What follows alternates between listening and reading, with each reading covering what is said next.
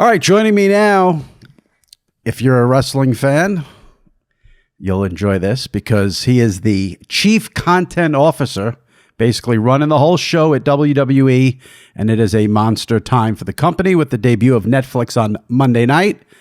Triple H, Paul Levesque. Paul, how's it going? It's going good, man. Thank you for the time. I appreciate it. No, thank you. To do this show, everybody else gets to do it. I never do. You were on once, actually, but this was a while ago before we did the YouTube. Time ago, though. Yeah. It's not good, but I'm not blaming you. Now it's just time for me. Well, I asked months ago and was told let's do it around Netflix. So yeah, I asked, but yeah, we had Roman on a few weeks ago, and Cody's been on. So and I want to get into WrestleMania at some point, but let's start with Netflix because obviously this is huge for WWE. Before we get into just aspects of going to Netflix, let's just, for anyone listening who may not be sure of what's going on, Monday Night Raw on Netflix, it's going to be 3 hours every Monday, correct? It'll be flexible. Let's just say what does that mean? It'll be flexible in that I don't think necessarily the time constraints of network television or cable television apply. It's a slightly different form. It's a slightly different platform, right? So right. I think much like many shows, whether dramas, whether whatever, but episodic shows, they have the ability to do whatever the show needs to have done. So if this episode needs to be an hour, great, it's an hour. If this next episode needs to be 42 minutes, it's 42 minutes. It's what makes for the best product. Now, I'm not saying that we're going to be 42 minutes 1 week, but clearly we'll deliver the product in a way that is best for Netflix and for their business model and what is best for our storytelling. So do you have, if you had a guess and say on average, each episode will be X amount of time, do you have that or you don't even know what that we have averages, but for me, the perfect showtime somewhere in that 2.5 hour range. As you do this, it's funny, the 2 hour shows. And if you had asked me this years ago, sometimes you get into the 2 hour show and you just don't have the real estate on that program to get everything in there you want to get in, and all the stories that you want to get in, and all the characters that you want to get in. And there are people that get left off. And sometimes that's a good thing because it creates scarcity and can create, opportunities for people to be more over. But sometimes it's just things you want to get in there. And, also people lose track of the fact that what we do is live. So there are formats that you have to stick within constraints of commercial time and what you have to deliver. But if you run a segment that is scheduled for 10 minutes, I'm making that up, but you have a scheduled 10-minute segment, and man, it ends up being colossal content, but it goes 17 minutes. You are now 7 minutes heavy into a show, and you have to find places to pull that out of, still hitting your commercial times, right, still hitting your sort of crossover times of the hour, which is important for networks. All of that stuff makes it very difficult to do. I think we'll have a little bit more freedom in the format here, and I think we'll have a little bit more freedom to say if 2 hours, is not enough time to get everybody in the show, but sometimes 3 hours you can be in a position where that something in the show feels like, well, did you need that in the show, or could that have been pushed to next week, or was that really important that you had to get that in there? Sometimes I don't want to say filler because I never wanted anybody to feel like they're filler. Sometimes in 3 hour shows, when having hours that cross over, you're so constrained by that sometimes you're putting things in the show that we call collapsible. That okay, so if we get late into this, the show's heavy, and now you get late into an hour and you need something's got to lose time. Something's got to go away. What's collapsible in here? What is not the story that is driving everything here? Or, what can be shrunk? What can go quicker just to get you there? Because the amount of commercial time doesn't change. The amount of where it goes doesn't change, right? So it's difficult. So sometimes 3 hours can feel long. Sometimes 2 hours is not enough. Somewhere in the middle, to me, is the sweet spot. A lot of people have asked me this, even in my own family. As a matter of fact, it's a Monday night. For whatever reason, we can't catch Monday Night Raw. Netflix, you don't have the ability to DVR like we did when it was on USA Network. What is it going to be replayed at certain times? Is there a window of replay? What's the story with if you missed the live episode? How can you watch it on Netflix? So I believe as soon as, and sometimes bear with me on the technical stuff here. Yeah. I believe this, as soon as the show is done airing, it's on Netflix. Okay. Right. So if you missed the episode, you can go right in and watch it immediately following. I believe you can even come in during the show and start back at the beginning and all of that. So the ability, what's great about it is you don't have to DVR it. You don't have to do all those things because it will exist there. It will live there. And it's sort of, for me, then the live viewership will always be important because there will always be people that don't want to miss in its live format. But I'm also keenly aware of the fact that we put on a lot of content, and we you know, when you look at an average week, there's so much stuff. Like, it's hard for me to watch all the content we create, and I'm going to carry iPads with me with recorded content that's either coming out or has been done, so I can just watch it in pieces when I get the opportunity to. Because there's a lot of times when I don't get the chance to catch NXT live because I'm either working on the following shows or working at the office, or sometimes trying to have a life also, outside of all that. So what's wonderful about Netflix, and it's wonderful that outside of the US, it'll be everywhere. So 80% of the globe will be covered day one on, Raw will go up there, but domestically, but in the rest of the world, Raw, SmackDown, NXT, the PLEs will all be up there real time, live. That's 80% of the globe covered. So, you have that ability to catch all this stuff whenever you want, and it'll exist there. So if it's 4 a.m. where you live, you want to avoid social media, you want to get up the next day and watch it, you can, and it's there live for you. How will you and the company overall, Nick Khan and everyone else at WWE, how are you going to judge success in terms of a rating? Because obviously all these years on USA, you get a rating. Netflix, it's a little different because, like you said, it's a streaming service. They do have ratings. We got ratings for Christmas Day NFL games.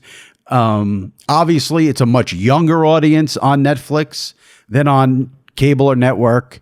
Is it you're looking to keep the same audience? Would you be disappointed if it doesn't increase given the flexibility of it? How are you going to judge in terms of a number here with Netflix? So I think it will increase, but I definitely think also it's an over time thing.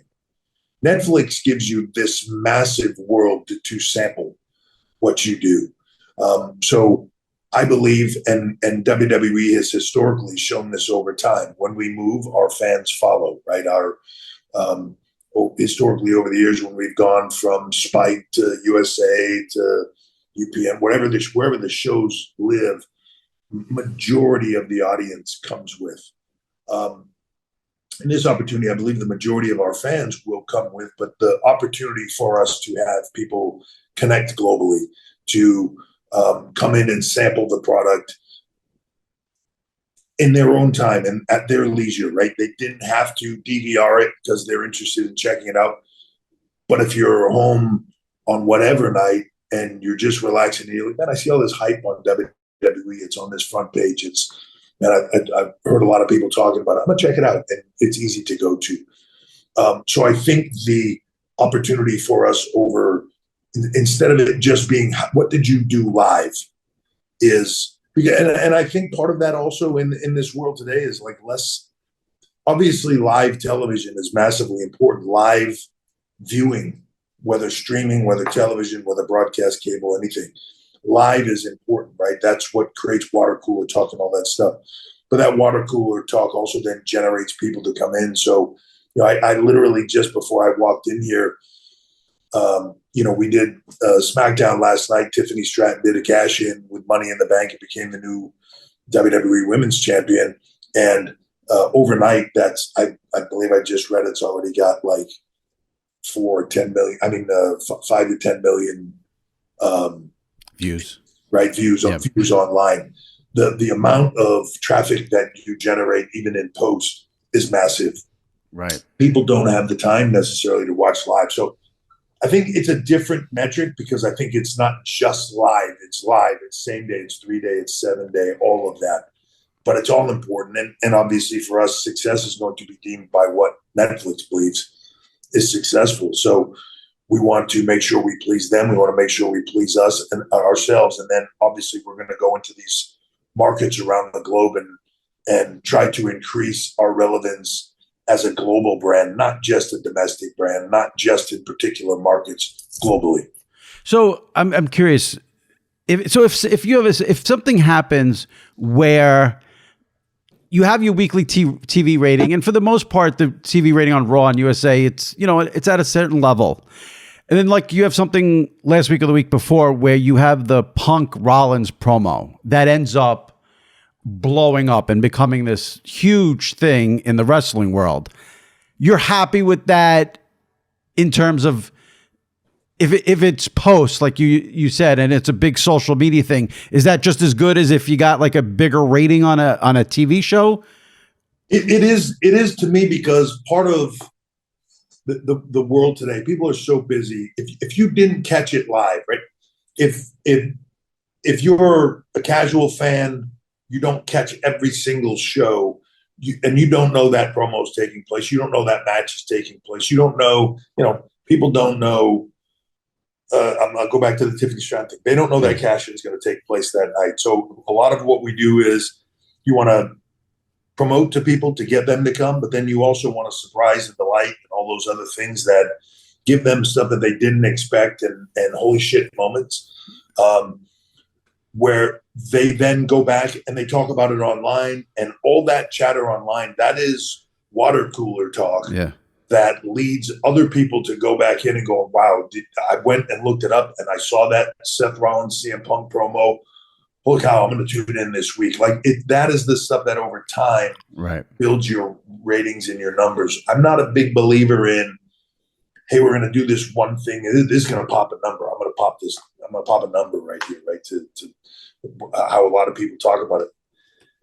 It's great in the moment, but what does that do for you long term? If it's just a moment and it just lives within itself, if it's not building to other things, if it's not telling you the story, great storytelling is where we're at. The other stuff are sort of just special effects, and the moments are kind of trailers for the product itself. And if you can get those trailers out there, then people come into the product. Then you've got to hook them with characters and storylines. Underdog is the best place to cash in on all your takes during the playoffs. Which players are going off and which ones are ice cold. With over 5 million happy players and $2 billion won, Underdog makes it fun and easy to cash in on all your favorite athletes' performances. With their pick'em game, you can win up to 1,000 times your money just by choosing higher or lower on player stats, i.e. yards, touchdowns, interceptions, and more. Underdog is the only pick'em platform that puts the power to cash out in your hands. Now you can either keep writing with your entry or tap the Win Now button to cash out whenever you want. Every dog deserves a second chance, and with Underdog Rescues, you can get your money back and receive a promo if an early injury causes your entry to lose. What I'm looking at for this week with Underdog is simple. A lot of players playing for incentives. You have wide receivers who need a certain amount of catches, running backs who need a certain amount of yards.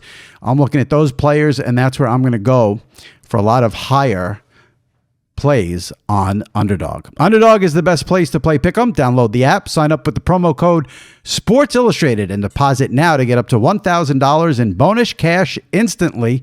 That's promo code Sports Illustrated. Must be 18 years or older, 19 years or older in Alabama and Nebraska, 19 years or older in Colorado for some games, 21 years or older in Massachusetts and Arizona, and present in a state where Underdog Fantasy operates. Terms apply. Void in Colorado for some games. Concerned with your play? Call 1-800-GAMBLER or visit www.ncpgambling.org. In Arizona, call 1-800-NEXT-STEP or text NEXT STEP to 53342. In New York, call the 24/7 Hope line at 1-877-8-HOPE-NY or text HOPE-NY 467-369. The announced team for Raw on Netflix will be Michael Cole and Pat McAfee. I'm a big McAfee fan. I actually think Who isn't? Right. I just, I cover media, so I had to do like year-end awards, like you're forced to do that stuff. And I gave Pat the Media Personality of the Year, not just because of his daily show, but obviously Game Day. And I said, and in large part because of what he does with WWE, I think he's fit you guys perfectly. Tell me what you think Pat brings to the table and why you guys like McAfee so much as one of your commentators. And personally for me, I absolutely love Pat. I know here as a company, Nick, myself, everyone here feel the exact same way. Like we just love Pat. We love what he does. What Pat brings to the table is Pat. It's funny when Pat was sort of getting started and we were building out NXT, I saw he was a fan and we connected and he came in and did stuff for me. And I remember having a conversation with him where I said, he came up to me and he was like, hey, before I do this thing today, he was just doing a panel. He's like, what can you give me advice-wise to make this work? And I said, look, don't come in here and try to be something you're not. Don't come in here and try to, like a lot of announcers, whether, backstage interviewers or just commentary, they come in and they try to be Gorilla Monsoon, or they try to come in and they try to be Bobby Heenan or JR or Jerry Lawler, right? They all of a sudden the red light goes on and now it's WWE and this is what WWE wants because that's what I've seen before, right? I said, don't try to give me what I want. Be you. Why you're here is because I wanted you. You came in to do this. Just give me Pat.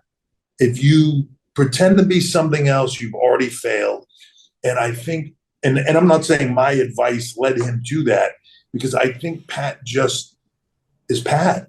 And no matter what he's on, whether it's College Game Day, whether it's with us, whether it's anything else, his own show, all of it, he's just Pat McAfee.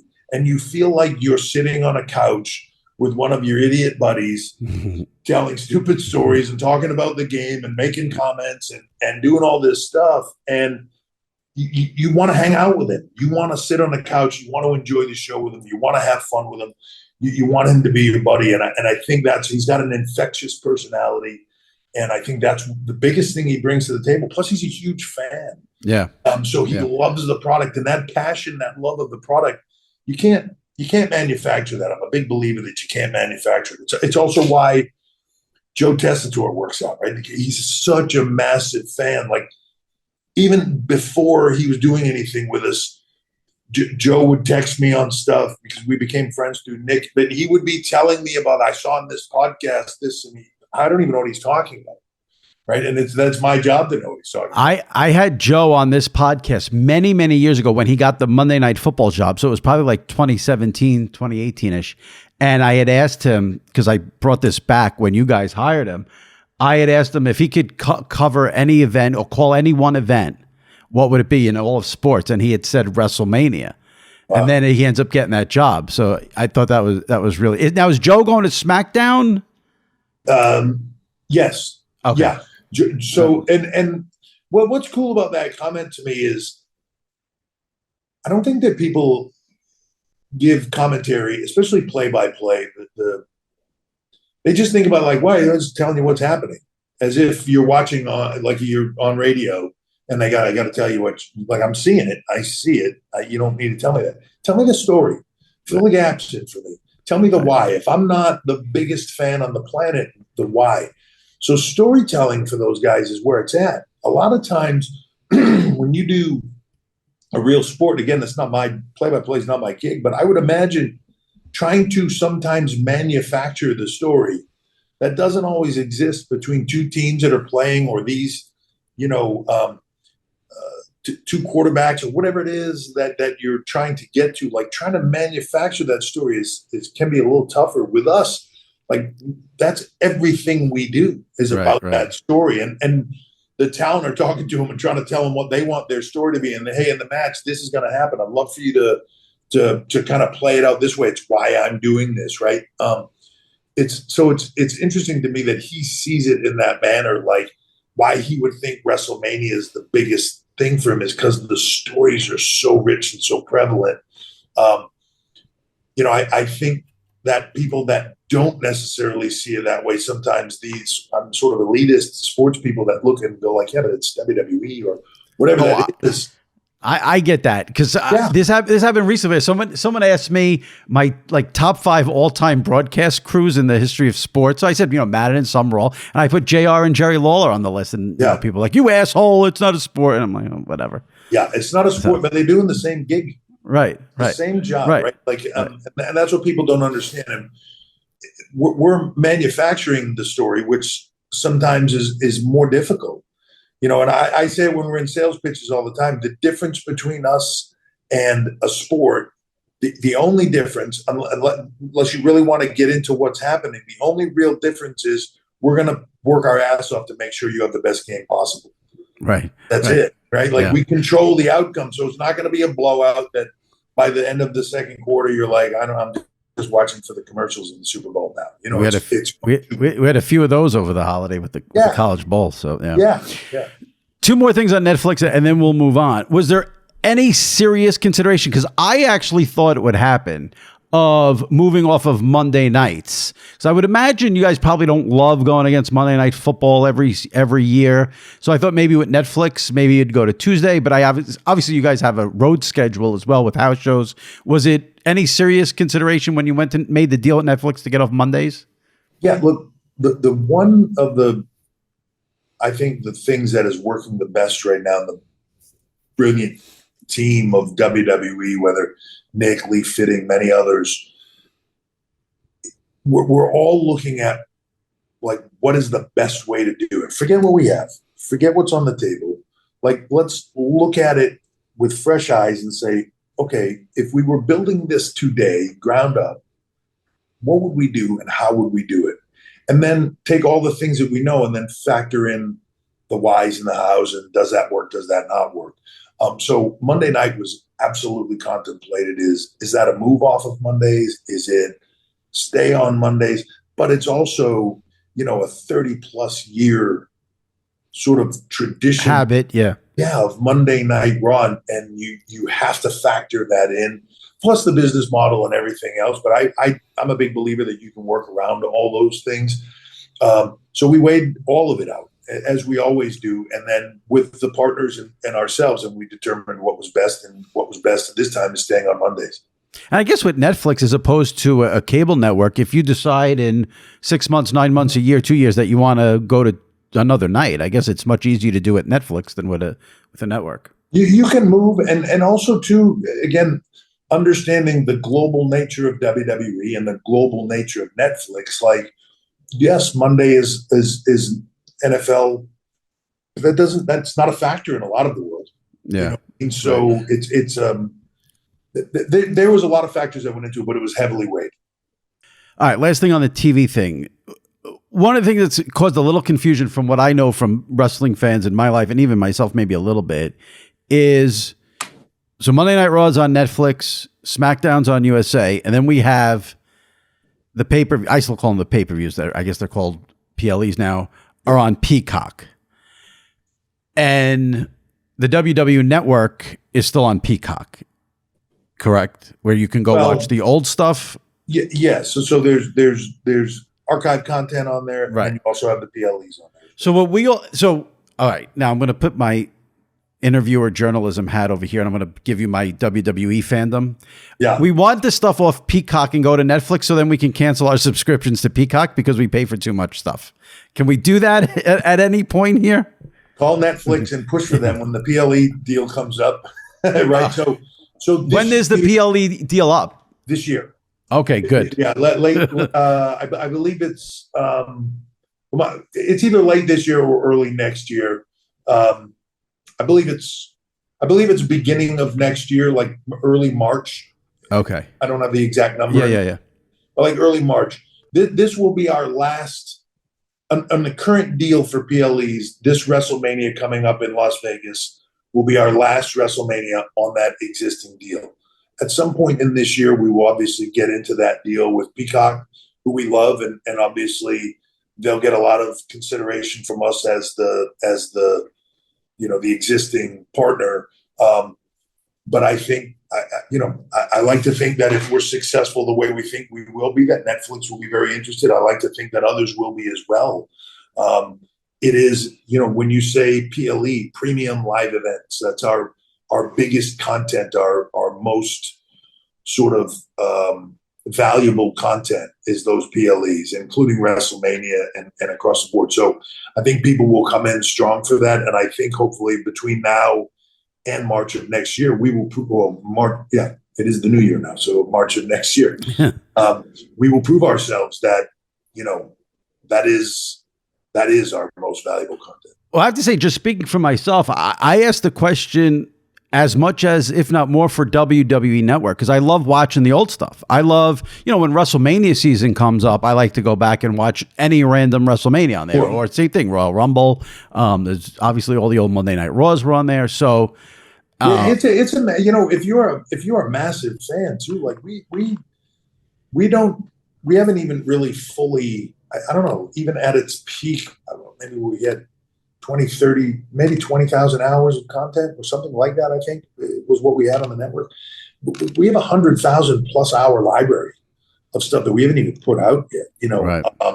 We have all of this. It's being digitized. It's getting put out there, right? So over time, that is very valuable content that can live and exist. And, for hardcore fans, for passionate fans that want to go back and revisit. As you said, when WrestleMania is coming up, you go back and watch old WrestleManias. It's the one beauty of WWE, I think, that we are evergreen content in that I don't know too many people that will go back and watch a Super Bowl from 10 years ago, but you'll go back and watch a WrestleMania from 10 years ago 20 times, I'm such a nut. Like, I like to go back sometimes and watch like an old primetime wrestling just to see Heenan and Gorilla.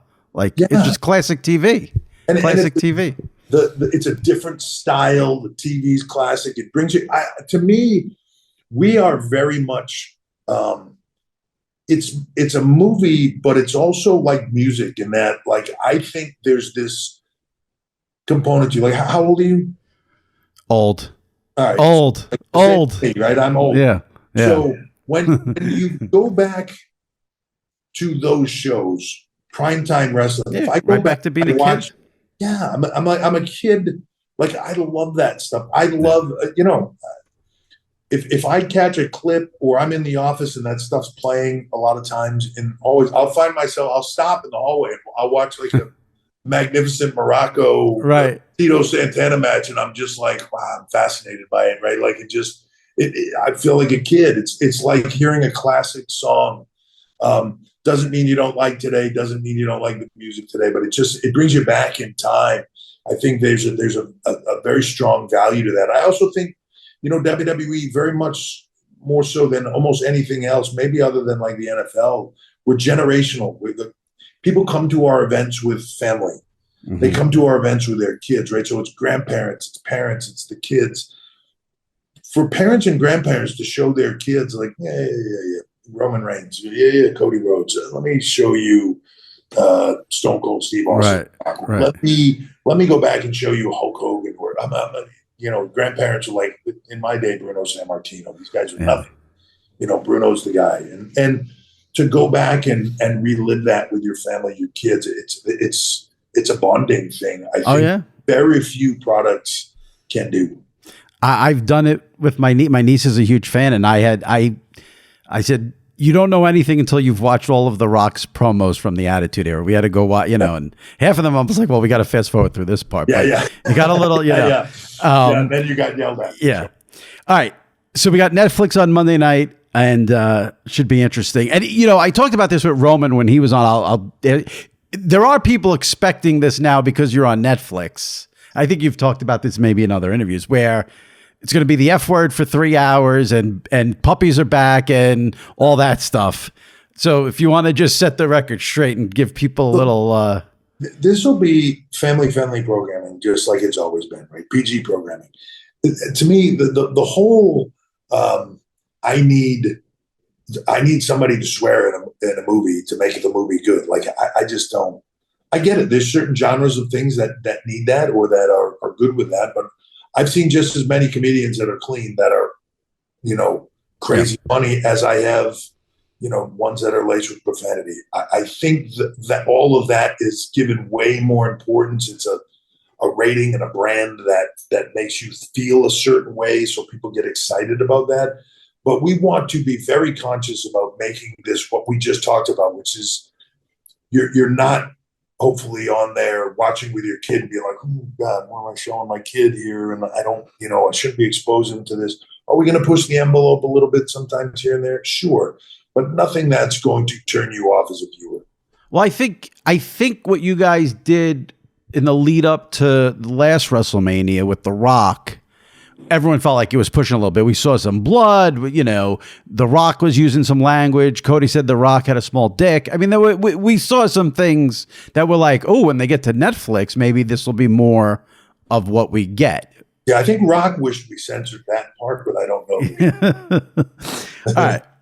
I want to, mentioned. But to me, I guess it's, it's important conversation piece for people, but I don't believe that stuff. Like, I was taught something a long time ago by a very famous movie director, John Milius. I had we had a friendship and talked about a lot of things. One of the things he told me one time is he said, machine gun fires is numbing after 10 seconds, means nothing, right? But he said, give me one gun on a table with one bullet in it and two guys having a serious conversation, and one of them's going for that gun, or a situation where they each have one and there's a standoff and a duel. I can write you a 20-minute, 30-minute patch of the movie based on that one gun, that one bullet, and that one moment, right? It's about drama. The other aspects of it, right, of the right word used in the right scenario can be crazy impactful. Right. The moment where Rock busted Cody open and you were shocked by that was very impactful and told a very different story than what we normally tell. If you do that all the time, it means nothing. Right. But it is fascinating as a longtime WWE fan who was like beyond obsessed during the Attitude Era to hear it coming from you. I mean, one of the most famous skits of all time is you and Sean giving the words that you're not allowed to say. Yeah. And, it's funny. It reminds me almost in a way of, I'm a big Howard Stern guy. And when he was on Terrestrial, one of the best things was his battles with the FCC. And then, he goes to Sirius, he could say whatever he wants, and it's not as impactful, like you just said. So it's, when you guys were doing that stuff during the Attitude Era, where here are the words USA doesn't want us to say, that wasn't just about saying words that were like, ooh, look, listen to it. It was the fight with the network that was really fighting the system. Yes. We were the rebels fighting the system, right? Yeah.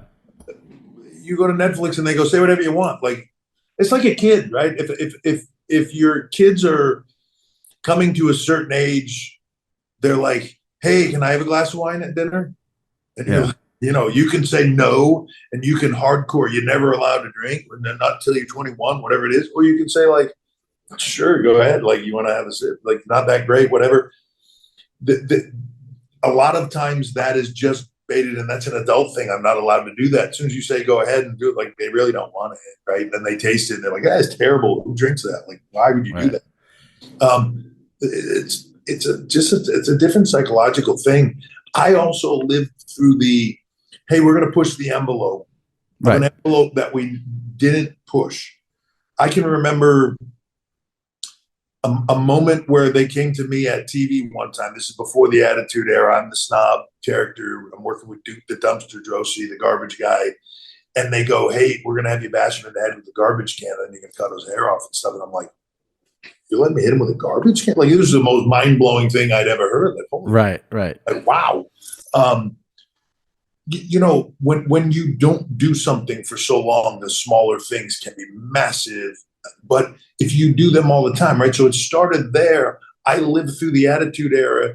to the moment where like, yeah, like everybody's bleeding all the time. Everybody's saying whatever they want to say in the first match all the way through to the last match. It's not edgy anymore. You look like you're trying too hard. And I've seen it go that way, and you have to be disciplined with it. There was a moment in time where Vince very specifically said at kind of the end of the Attitude Era, we're stopping all of that. Cold turkey, stopping all of that. And everybody lost their minds talent-wise. And I remember thinking to myself, like, this is a good thing. We've all gotten lazy to the crutch of being able to do. It's easy to go swear and say all this other stuff and use language. And is it powerful? And yeah, but it's lazy. You can say something so much more impactful, make people think, make people emotionally feel something without that. It just takes more effort on your part. It takes more effort on the team to be able to do it. I like to think that we're better than that and can deliver better product without doing all those things. We don't need to, and it keeps it a safe place for everybody. All right. Let me, because I see the clock running, I got so many topics, but I do want to ask you, you had mentioned earlier about, trying to get some family time in. Your title is Chief Content Officer. I think of it as you run everything, you and Nick Khan, basically. I would love to know if you can give me just maybe 2 minutes. You don't have to go in depth, but I would love to know your day to day. Like on a Monday, what are you doing? Do you even have time to watch a TV show? How often are you writing scripts? How often are you? I mean, obviously we know when the live shows are, but like, I would love to know your day to day because it's a fascinating, because it's not like you're handling one show, you're handling all the shows. Yeah. So, it's busy, right? It's a 24/7 gig for this to be successful, in my opinion. I'm no busier than Nick is. I'm no busier than Lee is or anybody else, right? Like we're all, and even, writing teams or anybody else, we're all working our ass off to make this successful. For me, a Monday and a Friday right now is up early, fly in, hit the ground running. We do the show, we produce the show, we get off the air. And that is, for everything that I can get done in a Monday night, there's 20 things that I didn't get done that day that I wanted to get done, or conversations, or sitting down with talent, or, the hardest part is talent. You want to be open to them and you want to be available to them and you want them to be able to be heard and all that stuff. But you just can't, there's only so many hours in a day. And I have a call list of talent that, I'm always trying to make sure they get in contact with somebody. I just can't get to all of them. Right. So, but on a Monday, it's up early, fly in, do the show, show's over, back on the plane, fly back. Depending on where we're at or what we're doing, like if we're finishing Monday Night Raw, when I get done Monday Night Raw, a lot of times I have an early draft of SmackDown handed to me and it's in my bag and I'm either going over that on the plane or whatever needs to be done. Or sometimes we're just on the plane blowing off steam, talking about what we did show-wise or whatever it is. Tuesdays is office, Wednesdays office, Thursdays office, Friday is SmackDown, same schedule. Tuesdays, I'm trying to do office business stuff. Wednesday, Thursday, that's Wednesday's SmackDown writing. Thursday is Raw writing. Okay.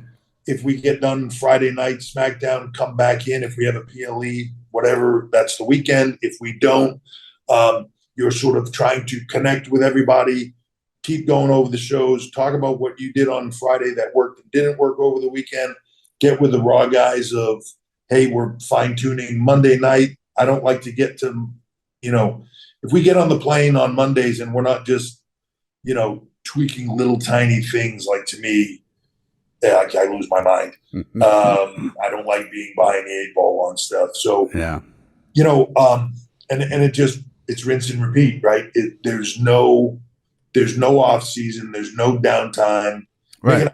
Talking about it loosely, and I'm sure it's this way for a lot of people in what we do, but it takes you a couple of days, even when you have the holidays.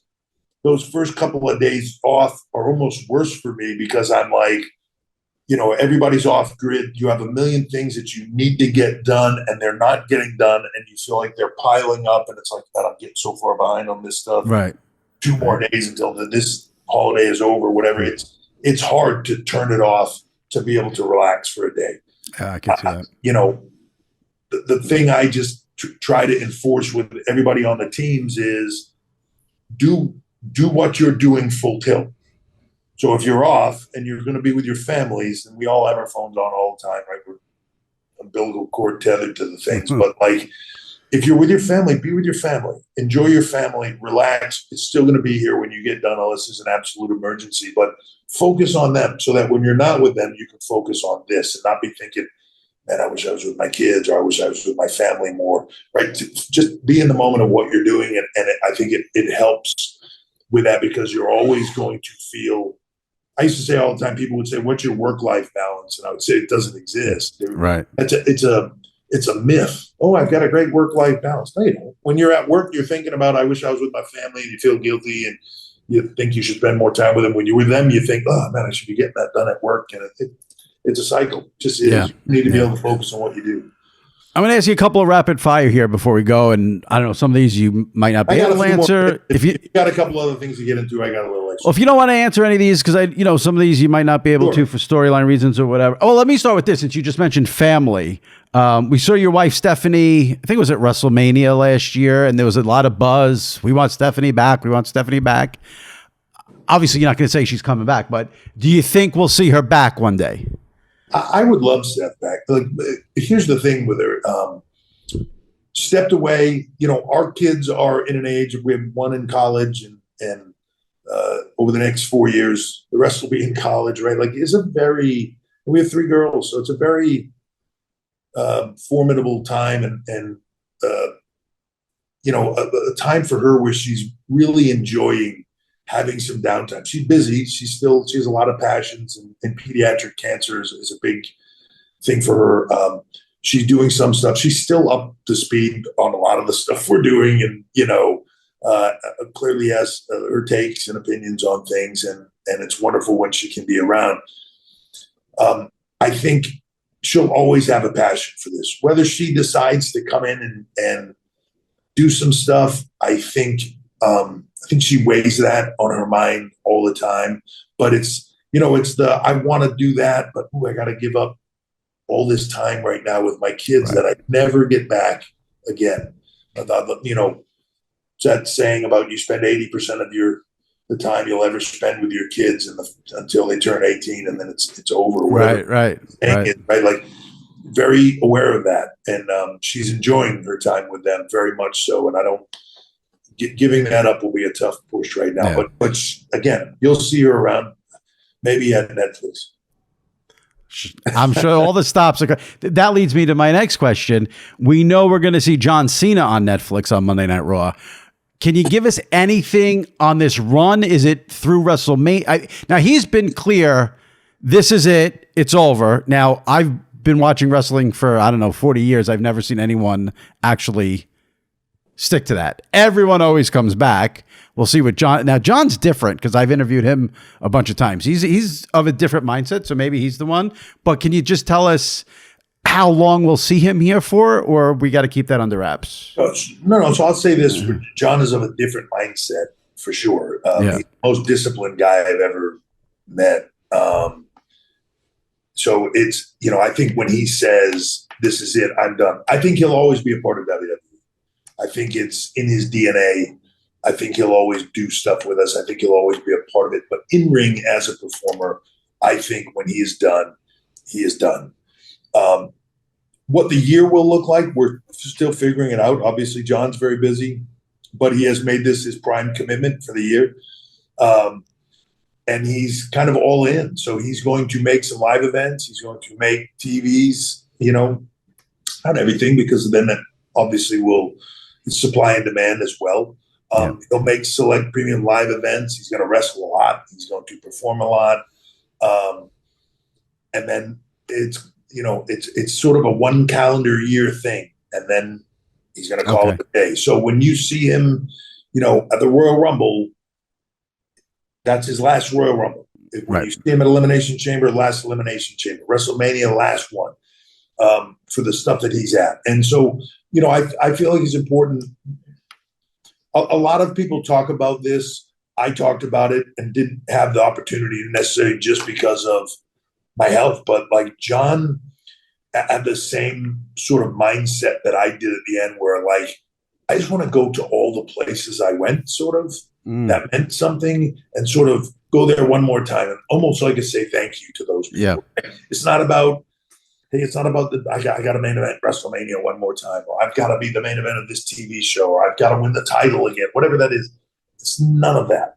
It's one last loop.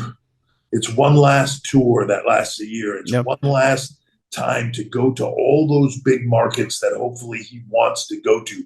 Hopefully for me, when John and I talk about this, he's like, whatever works best for WWE. You guys plug me into whatever you think is the best for WWE. I just want it to be great for John, right? I want it to be great for fans. But first and foremost, I want John, when he gets to the end of this 1 year run, to say, that was the perfect out. Like, that was the perfect last run. I did all the things I wanted to do. I performed the way I wanted to perform. I did all that stuff. When he gets to the end, he feels fulfilled and satisfied with it. He's earned that as much, or maybe even more than anybody else. He has earned that. John is the template of professional performer that I think you see guys like Cody Rhodes mirroring now. But because he set that template, and he deserves all of that. Different things have been said about him over time, greatest of all time, the Babe Ruth, all these different things. I think all of them are fairly accurate. He really is the consummate pro in our business, and always does the right thing for the company, whether that's right for him or different or not, and I just want it to be right for him on the way out. That's the thing I'm leaning on most. So John Cena will be back. He'll be on Raw Monday night, so the fans will enjoy that. He will, and I think Monday night he's going to give a lot of clarity into what that year will be like for him. Okay, that's something to look forward to there. The Rock, he obviously has unfinished business. You guys set up a long-term thing with Cody. There's still a match out there to be had with Roman. People thought we were getting a match with you and The Rock that you teased at a WrestleMania several years ago. I'd love to ask you if we're going to hear the words, "If you smell what The Rock is cooking" on Raw on Monday night. I don't know if you want to give that away, but where do we stand with The Rock in WWE in 2025? Well, the one thing about The Rock, and you can call it the final boss, or whatever, however you want to say it, but in a way, it's an accurate statement, right? He is, and I don't want to say more so than anybody else, but he is the biggest box office star in the world, right? He has earned a right and is in a position to do what he wants to do.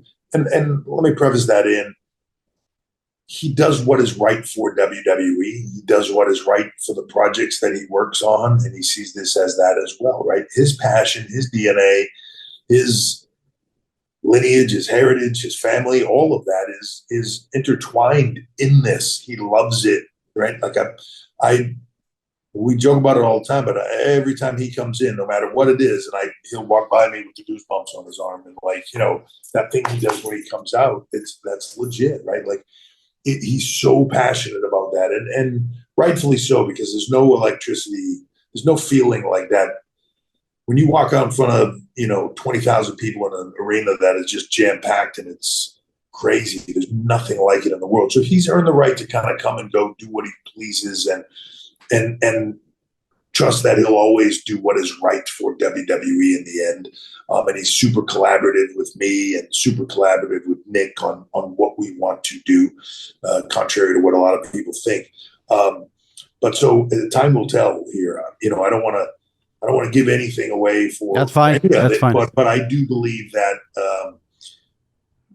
as moments appear here that are huge game-changing moments, he's a game changer. It's what he does. It's who he is.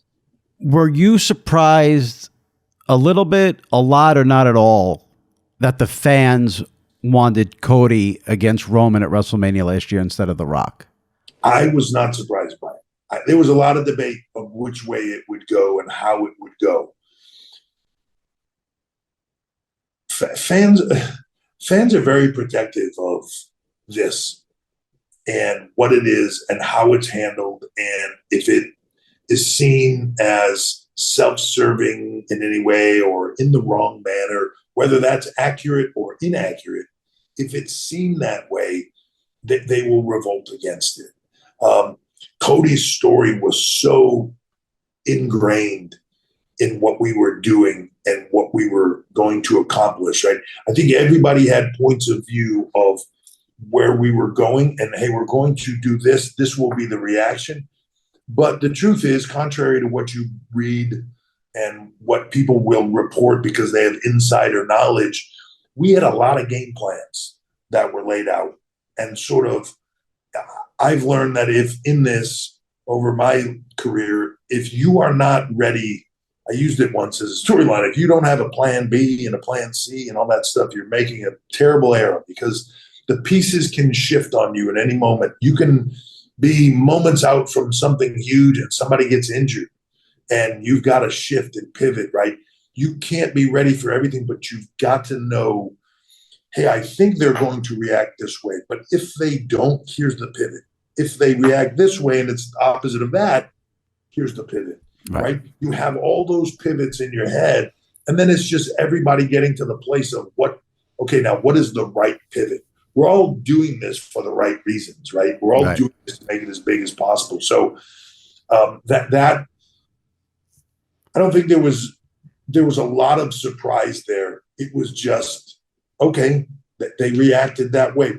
Maybe some of us weren't sure, whatever that is, but now we know, and now here's where we're going to go. All right, two last ones.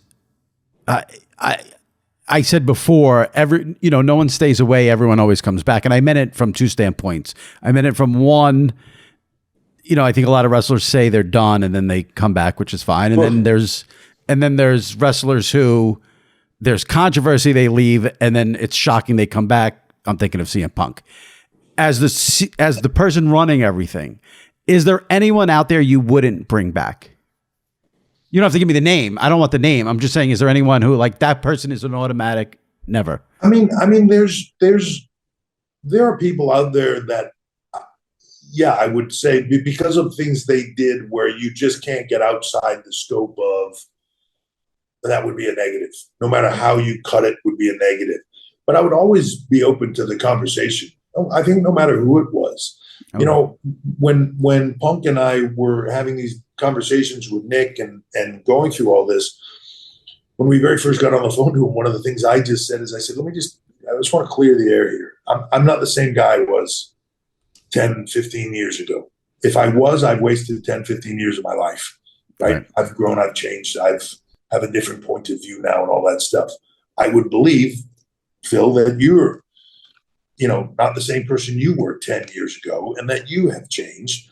And I'm going to assume that, and let's both assume that, and then let's sort of wipe everything else, bad thoughts, whether real or imagined, whatever they are, let's just get rid of them and say, these are two new people gonna talk about doing business together. How can we approach that in a way that is just, hey, let's talk about it now. If we find that we don't have a common goal or whatever that is, no worries. That's just business. But if we do, then wonderful. Let's do something big together. But let's not approach it in that manner. Everybody changes.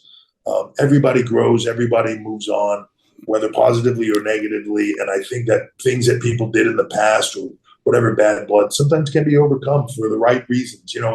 I believe that now. I believe that years ago when I was talking to Bruno. I believe that when I was talking to Warrior. I believe that when I was, all these people that over time people had told me, when I first approached Vince and said, I'd like to talk to Bruno, he was like, if you want to waste your time, go ahead, because it's never going to happen. Right. It's too deep. And it took me 2.5 years, right? But we got there. And I believe that those conversations can happen and people change and grow. So I would never say never, but we'd have to see. Gotcha. Last one. It's a yes or no, so I'll get you out of here. As we sit here on Saturday, January 4th, do you know what the WrestleMania 41 main event is going to be? Yes, with an asterisk, because Okay. I cannot tell you what happens between today Right. and Las Vegas. People get hurt. Things happen. People get hurt. Yeah. You know, you get a phone call. Hey, would you ever consider doing this with me, or whatever it is, where you go like, wow, that's an amazing opportunity. Maybe I would go in a different direction, right? Sometimes you start to go down a road of a storyline and you realize like, not resonating the way I thought it would. Maybe this would be bigger, and it is, lo and behold, right? So it can all change. I'm a big put pins in stuff and far out in advance. And, you know, we had a card for WrestleMania loosely written out in October. And that's morphed a lot. And we're sort of sitting down on a regular basis, weekly probably, and talking about what do we believe the shift is? You know, where do we see the shift happening, and what do we need to move around? So can I say I have something penciled in? Yes. Do I think it will stay?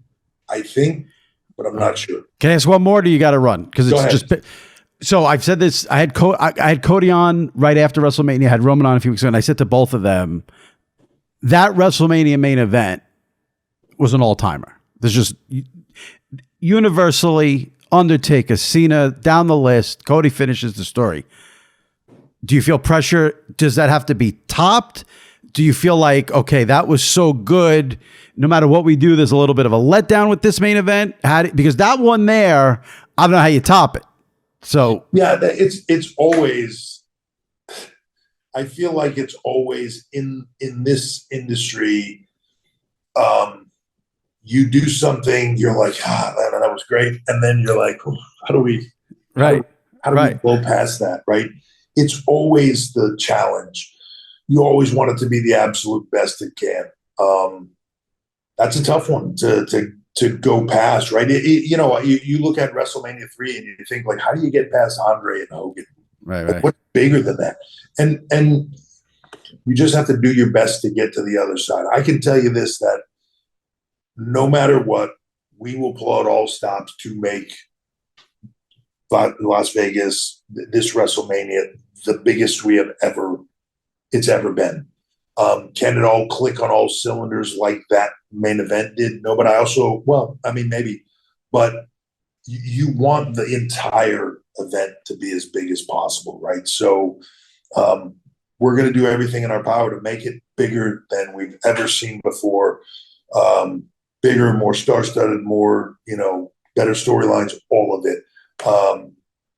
We'll do everything we can in our power to make it that way and hope we succeed. But it won't be for lack of effort, that is for sure. But, like you have to take advantage of whatever you did in the past is wonderful. Now you have to try to get to the other side of it. So if you see a guy on a stretcher rolling by you that has just been tragically injured in a match, and you're yelling here as he rolls by, hey, I need you on my podcast. Like, you're doing the best you can to try to get your show to another level. Whenever was I going to be a foot from Cody? I mean, I had to shoot the. I actually had people say to me like, "Do you think he heard you?" I'm like, "No, he didn't hear me. He's like, he's in his job. He's doing his job there. He didn't hear me." But I don't know. You'd be surprised the things that you hear sometimes when you're. Really? Moments and you hear one voice saying something. It is funny because wrestling fans at a live event, they'll scream anything, and I've always wondered, when you're in that ring, is it hard to hear, easy to hear, depending. It depends on the performer too. I think like there's some guys that just listen to the crowd as a whole. Yeah. And there are other guys that, there's been performers over the year where I would be like, we'd get done and I'd be like, dude, why are you losing your mind over the one guy yelling, you suck? There's 15,000 people there going crazy for you. And you're yelling at the one guy that says you suck. Like, who cares? Like, no, it's Twitter in real life, basically. Yeah. Just do your thing. And if the majority of that crowd, if it's so loud and they're going crazy, you win. Yeah. Well, tell Cody I'm glad he's made a full recovery, and I look forward to having him back on. Yeah. And all right, Monday Night Raw, Netflix, January 6th, the debut. Looking forward to it. I think that's a must watch, and I can't wait to see the surprises. Yeah, Thanks, I Paul. agree with you. I think it's must watch, and I'm looking forward to, as you talked about earlier, this is like a game-changing platform for us, and I'm looking forward to that opportunity to try to really take this to another level. I'll stop. I could go on. I'll let you go. All right, appreciate it. And Monday Night Raw, Netflix. Tune in. Thanks, Paul. Appreciate it. Thank you, man.